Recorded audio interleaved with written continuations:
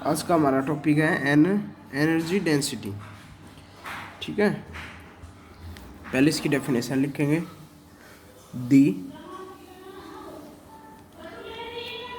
The energy per unit volume is called energy density. देखो, अगर energy per unit volume है तो उसको क्या बोलेंगे? Energy density. एनर्जी इसका सिंबल है स्मॉल यू। क्या है? Small you. ठीक है, एनर्जी ऊपर क्या? एनर्जी, नीचे क्या? वॉल्यूम, ए इंटू डी। तो वॉल्यूम हुई है ए इंटू डी। ठीक है, या इसको ऐसे लिख सकते यू बाय वी, इसको शॉर्ट फॉर्म में लिख दिया ए इंटू डी, क्योंकि एरिया की मीटर स्क्वायर और इसकी मीटर, तो क्या बन गई? Meter cube. तो मीटर क्यूब किसकी है? वॉल्यूम की। तो इसलिए क्या है? एनर्जी डेंसिटी है। एनर्जी तो ऊपर, नीचे वॉल्यूम, उसको बोलते हैं energy density. Energy per unit volume is called energy density. ठीक है, जो एनर्जी स्टोर हो दी energy store in a capacitor, energy store in a capacitor, energy store in a capacitor of capacitance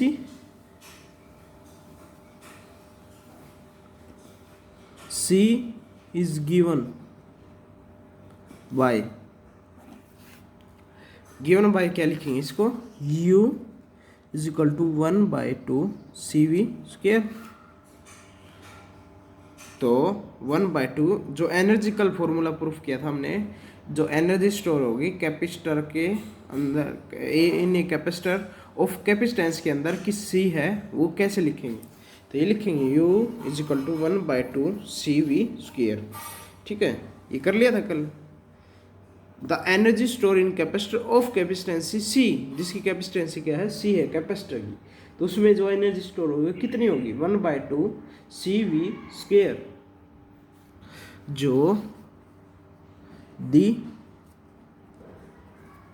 कैपेसिटेंसी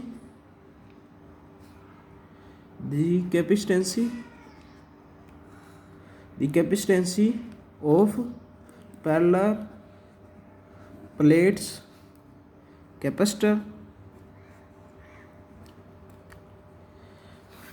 the capacitance of parallel plate capacitor is given by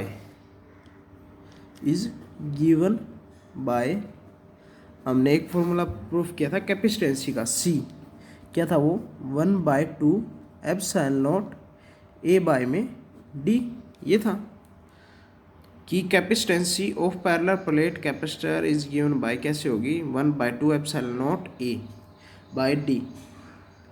1/2 epsilon naught A by D होगी। ये कर लिया था हमने, the capacitancy of parallel plate capacitor. ठीक है, तो अब क्या? U का फॉर्मूला क्या है हमारा? 1/2 CV स्क्वायर। अब C की जगह में हम ये पुट कर दे, मान लो ये इक्वेशन मान ली first, put in first statement में पुट कर देंगे क्या? C की जगह, तो 1/2 C की जगह क्या? हाफ 1/2 CV स्क्वायर है, इस C की जगह ये पुट कर दो सेम। अब क्या करेंगे? C का फॉर्मूला हम लेंगे epsilon naught A by D, क्योंकि 1/2 तो एक नेगलेट वैल्यू है, कांस्टेंट है। ठीक है, तो इसलिए पुट करेंगे epsilon naught A by D और V स्क्वायर का V स्क्वायर। V क्या? Voltage, epsilon naught constant, A area, D distance. अब क्या करेंगे इसको? ये हो गया। अब इसको हम कैसे लिख सकते हैं कि मान लो distance 1/2 into epsilon naught A into V square into A by D, D से मल्टीप्लाई, डी से ही डिवाइड। तो ये क्या हो गया 1/2 epsilon naught V square A into D by में डी का स्क्वायर हो गया। डी से मल्टीप्लाई कर दिया, डी से ही डिवाइड कर दिया, कोफैक्ट मान लो कैंसिल तो 1, वही बात कर दिया। अब देखो हमारा u क्या आ गया था, u आ गया था हमारा 1/2 epsilon naught V square by में डी स्क्वायर इंटू में ए डी, ये हो गया, इतना हो गया था हमारा।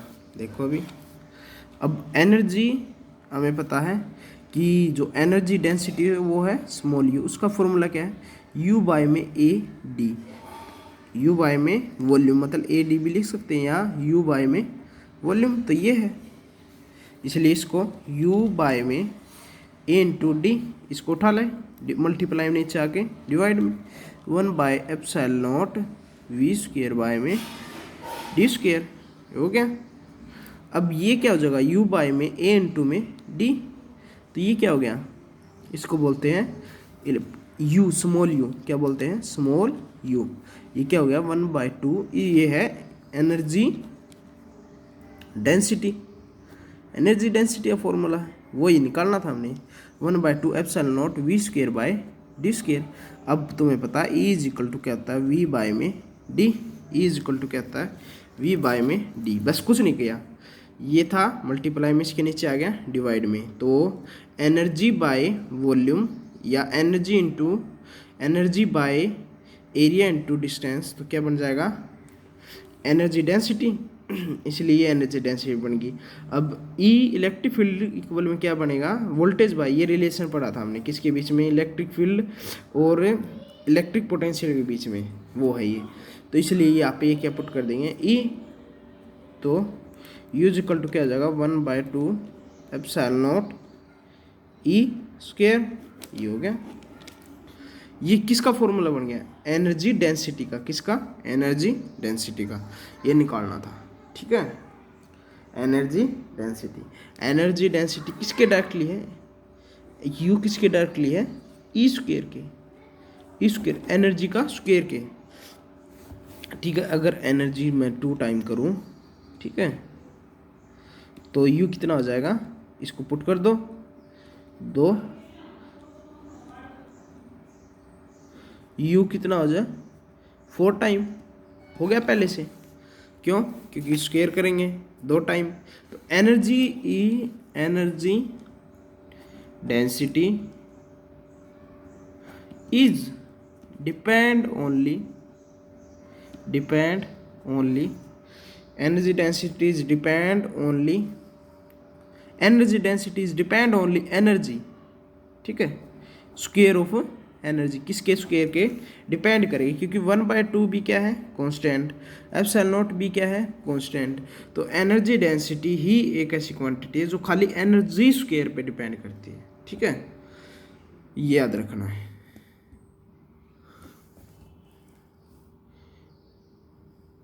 ये था। अभी इसका एक और टॉपिक है वेन डी ग्राफ जनरेटर, वो सभी ने पढ़ना है, मैं उसके नोट्स डाल देता हूँ, उसकी प्रिंसिपल वर्किंग वो पढ़ने का है, ठीक है। स्टडी समझ में ना आए तो बता देना, ठीक है।